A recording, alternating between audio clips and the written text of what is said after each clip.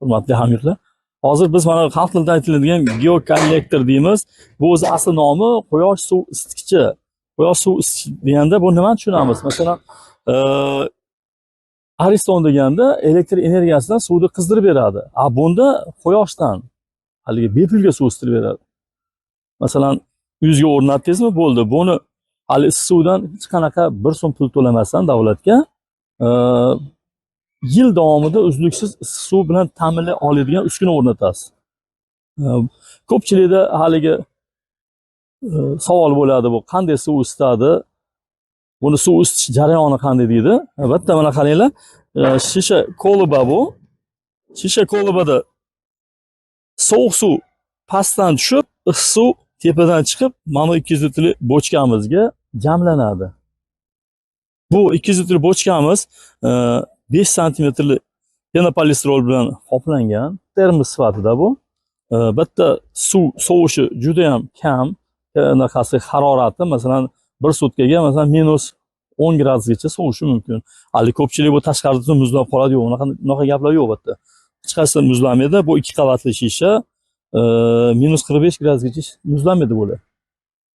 Buni ishlash jarayoni, masalan, afzallik tomonlari ko'pchilik tushunmaydi, bu nima deyishadi. Ko'pchilik e'tirozlar ko'p bo'lyapti. Issiq suv bermaydi. Bu asli buni KPDsi quyosh panelida 15% bo'lsa, buniki 90% gacha. O'shaning uchun bunda ko'proq effekt demoqchimanki, Ariston o'rnatgandan buni o'rnatgan foydaliroq. Nimaga deganda, elektr energiyasiga 1 so'm pul sarflamasdan suvingizni xohlaganingizcha isitishingiz mumkin. Masalan, bu 200 litrli suv bachok degani, bu sizning uyingizda, xonadoningizda 600 litr suv zapas degan natija beradi. Siz suv isitishimiz bu hozir bizning sharoitga juda ham qulay.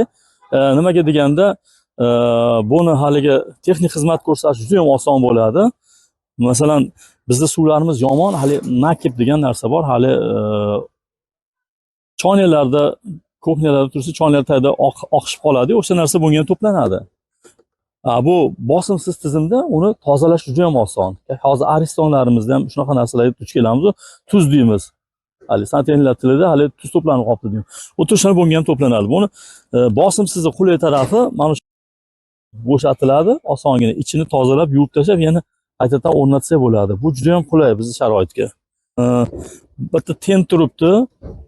Tent deganimiz hali isitadigan, qizdiradigan, bitta u qachon ishlaydi, ishga tushadi. Masalan, quyosh yo'q mahali, qish mavsumida, masalan, kechasi sizga suv kerak bo'ladigan bo'lsa, o'shanda tent ulanadi. Bu tentni ham xuddi nastroyka qilsa bo'ladi.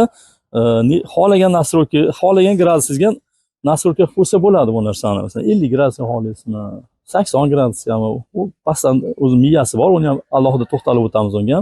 Nastroykalarni ham tushuntiramiz. Bosqichma-bosqich. Bitta magnitli klapan bor. Bunga buyruq berasiz. Bu magnitli klapanga masalan 75% ga suv tushganda to'ldir deganingizda, bu magnitli klapanga datchikning hozir adda datchigi bor. Uni ko'rsatib o'tamiz. O'sha narsa bunga signal beradi. Signal bergandan keyin bu suv yo'lini ochganda buni to'ldirishni boshlaydi bakni. Bu juda aqlli rejim bu. Aqlli tizim. Shu bois bu o'zini o'zi boshqara oladi. Masalan, bakında suv tugadi degan xayol hech kimda miyasini chalg'itmaydi. Qachon qarasangiz, sizda suv to'la turadi bakingiz. Bu plyus tomoni. Buni boshqarmaysiz. Bu bir marta nastroyka qiladi, o'zini o'zi boshqaradi buni. Boshqara oladi bu o'zi tizim. Sovuq suv bundan chiqadi. Hozir issiq suv tomonidan ham ko'rsatamiz. Mana bu tomonda mana hozir bunda issiq suv tushadi mana. Issiq suv tushadi bunda. Mana hozir suv qizib ham qolibdi, mana o'sha par chiqyapti, ko'rishlaring mumkin. Qana qarang. Yaqinlashtirib ko'rsatingiz ham mumkin. Hozir mana shu havoda, pasportning havoda mana hozir suv chiqib, par ham chiqyapti o'sha bitta. Bu mana datchik deymiz bitta. Mana datchik tizimi, bu datchik deymiz. Mana shu narsa polni bakka mana shu javob beradi bu. Suvni o'riniga javob beradi, suvning haroratiga javob beradi. Hali suv tushganda o'zi to'ldirishga javob beradi. Xullas, sizni suvsiz qoldirmaydi mana shu uskuna. Mana shu bu datchik deymiz o'z tilimizda. Bu to'g'ri o'rnatilish uchun joyiga qo'yiladi. Endi bu yerda mana u adashmovchilar bor, bu faqat ular boshqa tizimga moslangan xolos. Buni o'zimizni O'zbekiston tizimiga mosladik. Ba'zan sovuq suv tushadi, ba'zan issiq suv tushadi. Arizonga o'xshab. Hozir endi mana shunda faqat obzorimiz shunda bo'ladi. O'rnatilish tizimiga o'tamiz. Endi buni to'g'ri o'rnatish uchun asosiy e'tiborni mana orqa oyog'iga e'tibor beramiz. Bu haligi shaytonda 0 da turishi kerak bu. To'g'ri turishi kerak bu hozir eshib turibdi. O'zi asli to'g'ri turishi kerak. Keyin masalan uylaringga usta kelganda tekshirib olish yo'li juda oson. Shaytoni bo'lsa ko'rasiz. Mana shu orqa oyoq tomonni ko'rasiz. Bu 0 da turishi kerak, to'g'ri turishi kerak oyog'i. Bu tag taraf ham ramka qilish kerak o'zi. Aslida ugonlidan ramka qilib, ramkani ustiga o'rnatilsa, bu juda maqsadga muvofiq bo'ladi. Hali 0 da turadi. Haligi nima deydi? Qiyshib qolmaydi. Mana o'rimini tushib ketmaydi, suv oqib ketmaydi bundan.